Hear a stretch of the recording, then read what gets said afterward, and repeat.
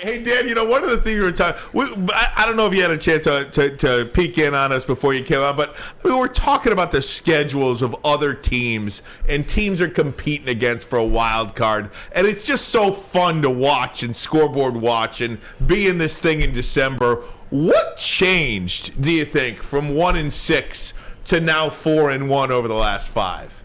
Well, I think defensively they're playing a lot better. And I think you can see that they're not losing the turnover battle. When they were kind of going through that dip, Goff was a little careless with the football. They weren't taking the ball away from the offense. I think Goff has tightened up big time.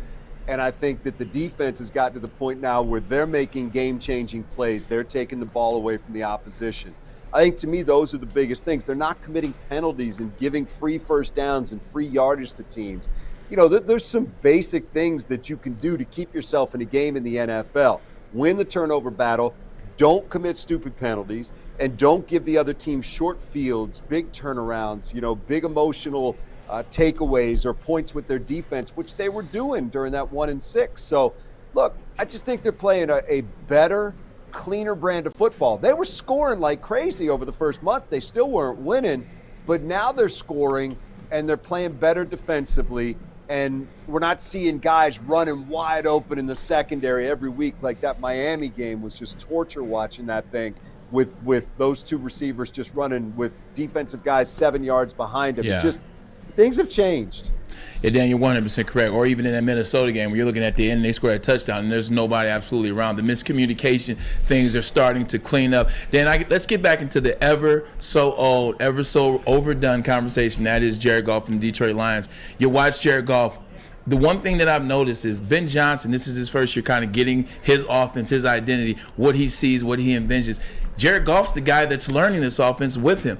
Jared Goff is the guy that's seeing his vision come into fruition with him. How important is it for Jared Goff to finish the season off strong and he be Ben Johnson's guy going into the future? Huge, Braylon. They can't come out of this year with any questions about who their quarterback is. It's either Goff or we got to find somebody. That's them speaking. Yeah. I think Goff has got to make his statement over this last 6 games like other players on the team do too. I'll be honest with you. I think Goff has played really well. He's not been the reason that they've lost a lot of these games. Now, look, he had a couple games in there where he, as I said, got careless with the football. But when they're leading the league in scoring over that first month, and you look back at it, you say, okay, if that defense wasn't the 32nd ranked team in the league, if that defense wasn't leading the league in points allowed, that record would look different, and probably what we think about Jared Goff would look different. But it's like we were doing the Sunday night show and we started talking about Goff and quarterbacks you draft and stuff like that. And I'll be honest with you, I felt dirty when it was over. Guy just played a great game on Sunday. And I think you got to respect that. And I think he's got to keep that up. But I think right now he's making a statement about who he is and what he should mean to this team. And yeah, to your original question, it's vitally important that over these last 5 games now, he continues to play well so that they can believe that he is the guy. And Dan, how much of that playing well do you believe, is the fact that Amon-Ra is back healthy, Josh Reynolds was back, Swift was back, DJ Chark was back? It's everything. I mean, look, when they came into this season, guys, they came in feeling like they had surrounded Jared Goff with the weapons they needed to be successful. Really good offensive line. That's been the case all year long. And then those wideouts, enough weapons that he would be able to, utilize different guys, whether it was Hawkinson when he was here, to Amon-Ra, to Chark, to Reynolds, to Khalif, to whoever it was, that they would have enough. And then a dynamic running back who's, a game changer in DeAndre Swift, and then you're hammering Jamal Williams. And we didn't see that together a ton, in particular when they started to kind of lose early, but they still scored a lot of points. But to your point, it's huge to have this team getting healthy now. And Dan Campbell said it to me last week. They're getting healthy when a lot of other teams are not.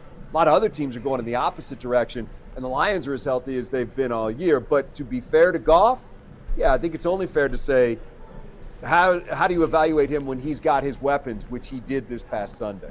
Very true. You said 3 words and instantly one player came up. You said wide receiver, you said health, and you said weapon. Jameson Williams came to mind. Talk about Dan Campbell's implementation of him into the offense moving to last week and moving forward. And please, no special teams. Yeah, no, I think. Look, last week, and he said this to me on Friday when we were doing our coaches show.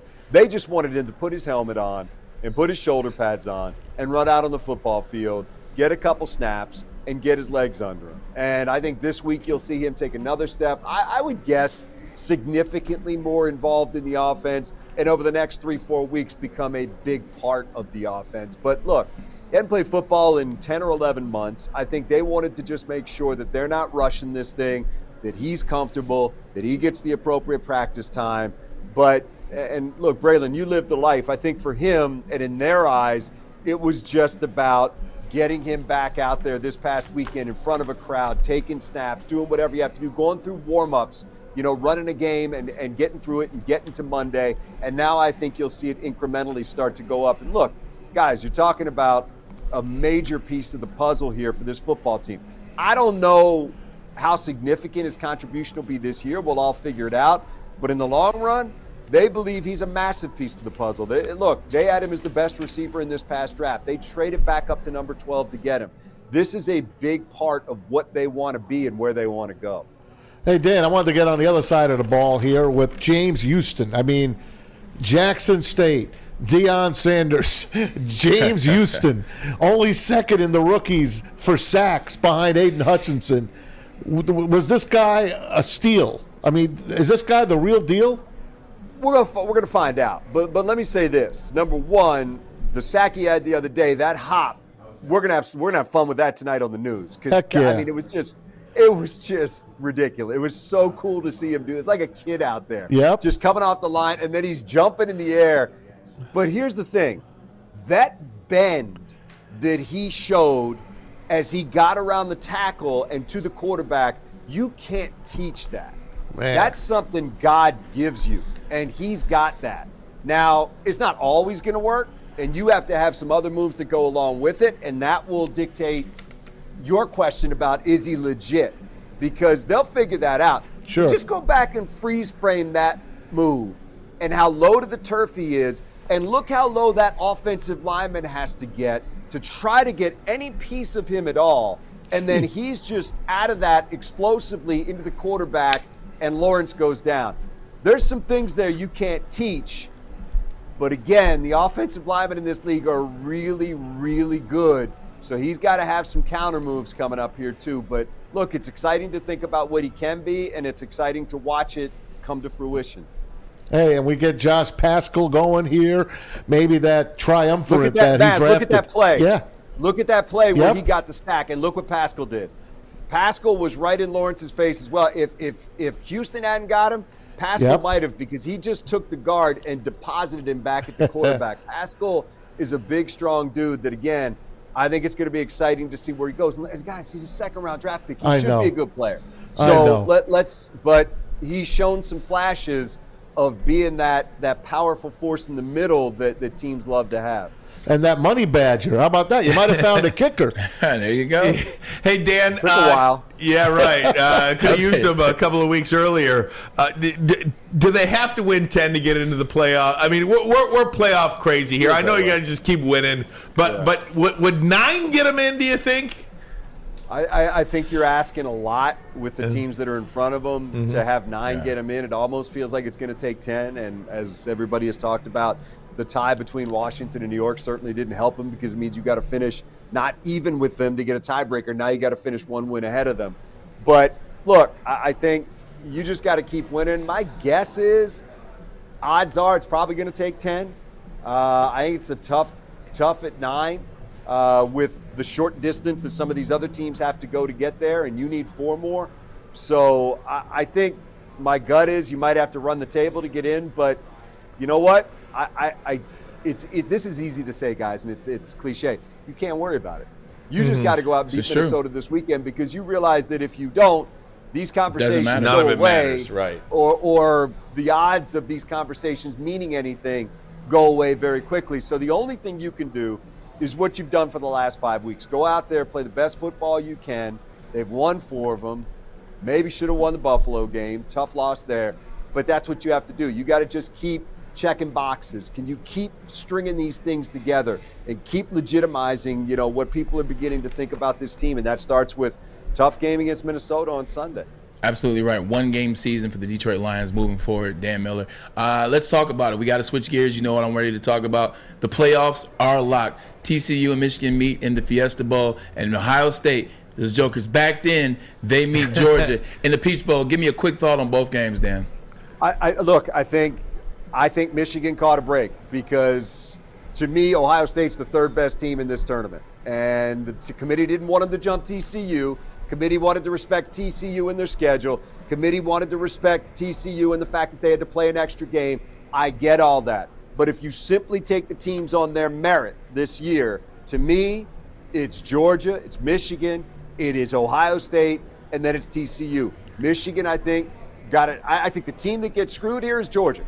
Georgia's the team that ends up playing Ohio State when they should be playing TCU. Look at all the numbers. All the numbers tell you that TCU is the fourth best team in here. Michigan should win that game. To me, that's a game they should win, and then it gets interesting because I assume Georgia will beat Ohio State, but I think Ohio State got their wake-up call, and now we're going to see what can Ryan Day put together. What can he do with some time now? Because I think the pressure's really on him in this game coming off that loss to Michigan. And this is a kind of a get-out-of-jail-free card for him, but Georgia's really good, really experienced, and really battle-tested. So I anticipate Michigan's going to be there. I think probably Georgia's going to be there, but I'm really intrigued to see what Ohio State can do now that they've had their egos bruised, wake-up call, and are they really, just as we talked about, a finesse team that doesn't play well this time of year, or can they be something different against Georgia because you have to beat them? I agree with you, Dan, 100%. I've said consistently, I think Georgia's going to beat. I think Ohio State's going to beat Georgia. I understand top to bottom, Georgia's much better, but it's just something in the water. I think Ohio State's going to beat Georgia. That's just my weird feeling, if you will. I hope it comes true. I think we got a little intoxicated by Michigan's win, which was great. Yeah. But I think Ohio State's a better team than they looked at. I agree. And I'm not taking anything away from Michigan's win. They did that to Ohio State. I think Ohio State's capable of playing better.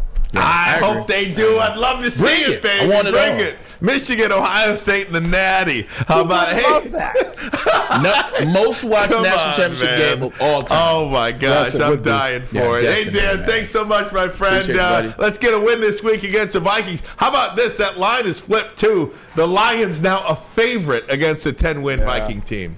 Yeah, I was a little surprised when it was only Minnesota by 1.5, and then it swings to the Lions. It tells you where the money's going in this thing. So we'll see, guys. Look, I'm watching this team reveal itself, and this will be another case of that. Let's see, can you do it against a team with 10 wins? And they had them in Minnesota, and they let them get away. They got to finish the job this week.